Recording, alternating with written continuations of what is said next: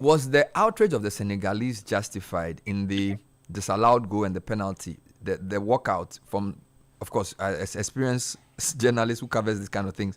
Was that outrage justified? And number two, if they had walked out and not continued the game, what would have happened? Well, here's the thing. To give this proper context, we must go to the build-up to the final. Now, in the build-up to the final, Senegal had issued a four-line communique, basically, where they had raised concerns about security arrangements, hotel arrangements, the closeness of the inadequacy of their training camp, because they said it exposed them to potential spying from Morocco. There had also been concerns generally, particularly if you look at the Morocco game against Nigeria, that the system was favoring Morocco to win the tournament, perhaps as reward for taking up the hosting. And so the mindset generally was one of these people will take any advantage they can have on the pitch. And I think that is what fed into the circumstances that we saw in what I must frankly say was a very good game of football right up until that point. Now, here's the thing. When Abdoulaye Seck's header rebounded off and Ismail Assar headed in, that was in injury time for Senegal's first goal that was declined. Referee Indala had already whistled. His whistle had gone before the ball went in. And so, legitimately, one can say the referee had done his job. We can have a conversation about the appropriateness of the call, whether indeed Abdoulaye Seck, who was called for a foul, was indeed fouling, because Ashraf Hakimi was also busy fouling him. And there are those who are of the opinion that it was a soft foul to call by the referee to disallow Senegal that goal. Then we get to the other end, where we had the penalty incident, where there was pressure from Senegal's left back El Hadj Malik Diop on Brahim Diaz, who I must say has been and was up to that point one of the best players of the tournament, one top goal scorer. Fouled Brahim Diaz. Again, two things can happen and they can be true. It indeed was a penalty at the time. So, but the general response of Senegal basically was a feeling of injustice, considering they felt, one, a goal that looked like a genuinely good goal had been disallowed, and VAR had not intervened.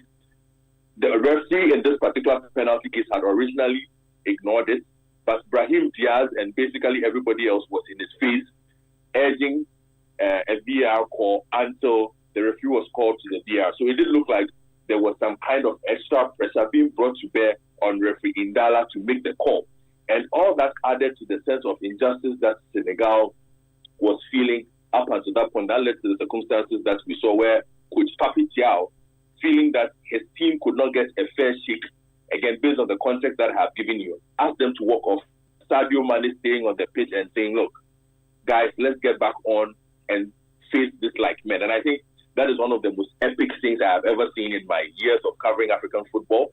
Sadio Mane, kudos off to him. I think he walks away from the AFCON as a true legend of the competition. His stance to say, look, whatever happens, let's stay on the pitch and let's fight it like men and see this result through was good. Now you ask about would the game have been forfeited? Yes, the game would have been forfeited if Senegal had not appeared on the pitch, because that is what a forfeit basically is. You refuse to continue the game.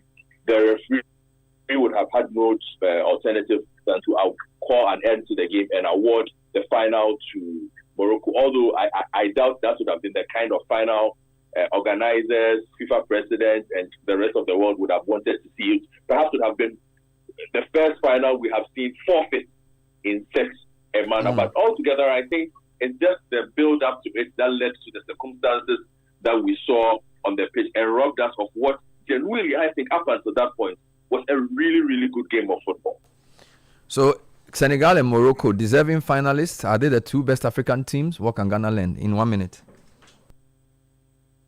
So clearly what we can learn is success can never be accidental. And I think Ghana has become maestros at finding success by accident and thinking that there is a plan.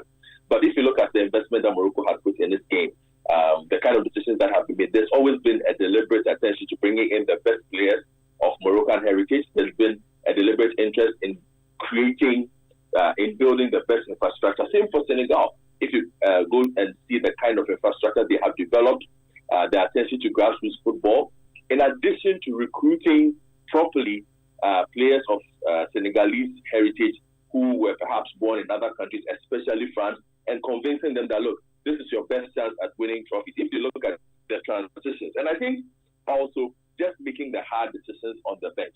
If you look at Papi Thiaw and some of the decisions that he has made, there were games where Lamine Camara was on the bench, although Lamine Camara started the final. Lamine Camara is one of the most wanted central midfielders in European football at the moment. You cannot mention 5 central midfielders in European football at the moment and leave out Lamine Camara. He starts some games and there are certain games on the bench.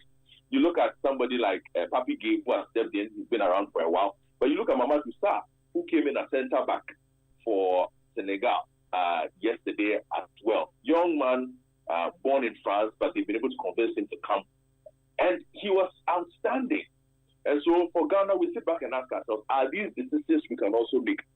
That attention to detail in call-ups, that attention to building a system that will develop greatness for the grassroots.